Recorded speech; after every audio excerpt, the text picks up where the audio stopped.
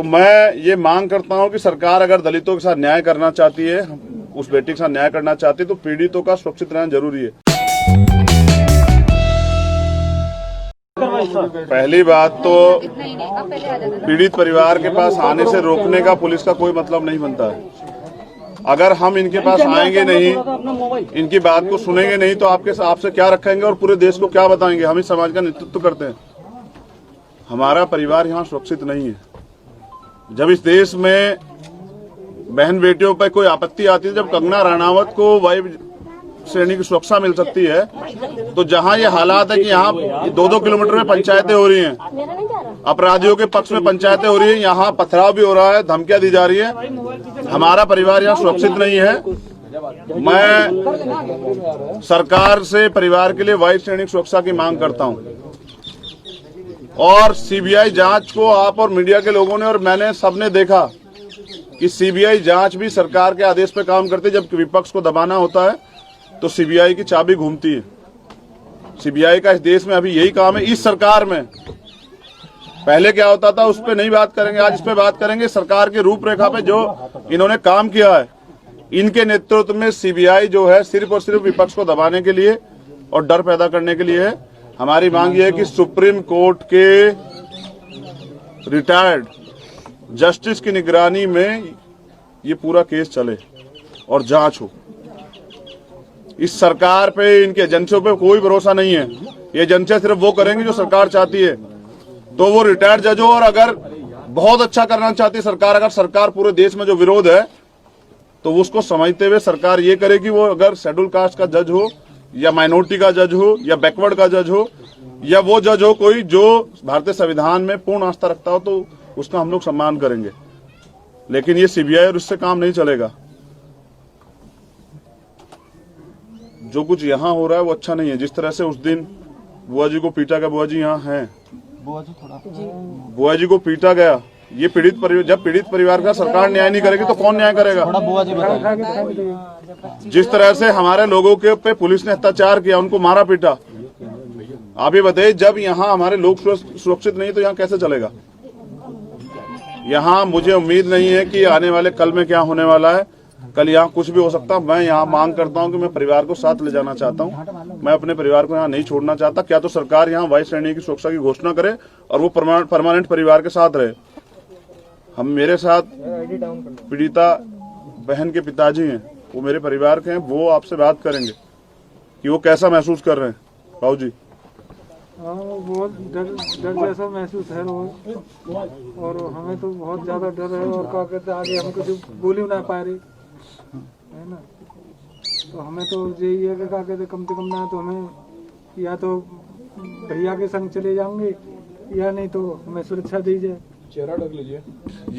यही जो हैं, यही लोग जो हैं धमकी दिला रहे हैं, प्रशासन के लोग, यही लोग जो है डरा रहे हैं।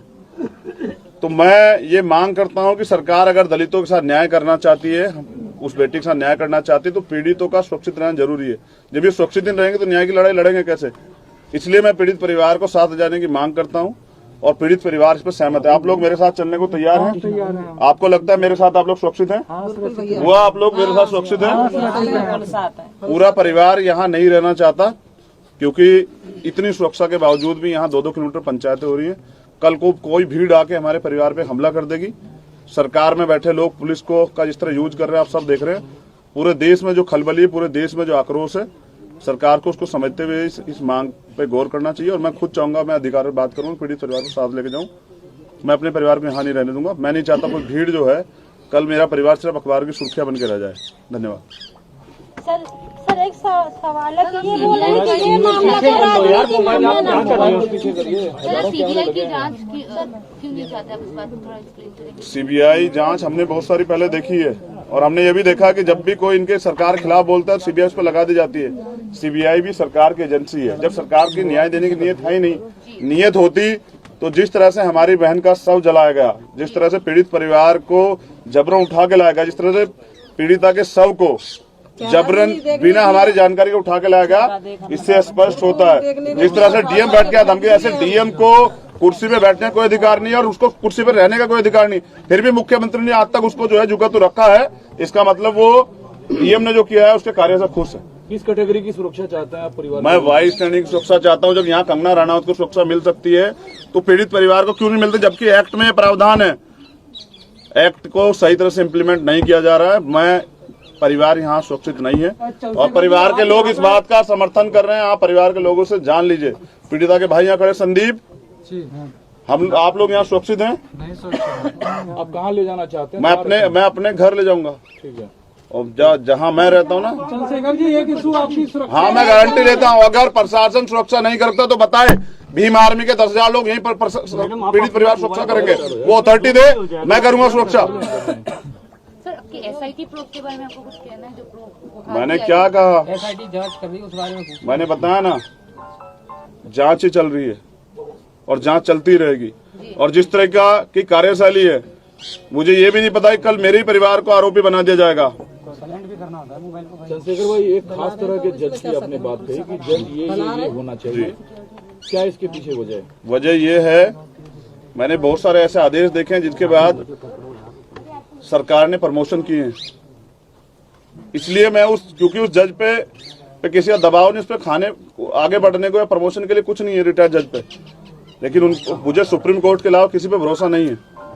जिस तरह से सरकार ने लोकतंत्र की हत्या की है, मुझे सुप्रीम कोर्ट के अलावा किसी पे कोई भरोसा नहीं।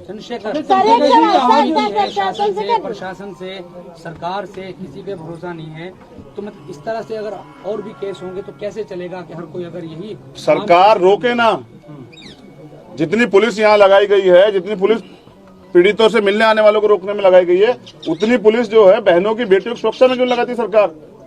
अगर अपराधियों को सरकार संरक्षण देगी तो अपराध बढ़ेगा, कम होगा। आप यहाँ पे आए हैं, अभी आपकी सिक्योरिटी को लेकर भी इशू है, गांव में ही बहुत सारे लोग इकट्ठे हो गए, ये बताया गया है, फसलों में भी लोग छुपे हुए हैं। मैं यही कह रहा हूँ, ये सरकार और प्रशासन तय करे। जब मैं यहाँ, मुझे आने के बाद आपको ये नोटिस है कि मेरी सुरक्षा में कुछ होता है, तो पीड़ित परिवार का क्या हाल होगा?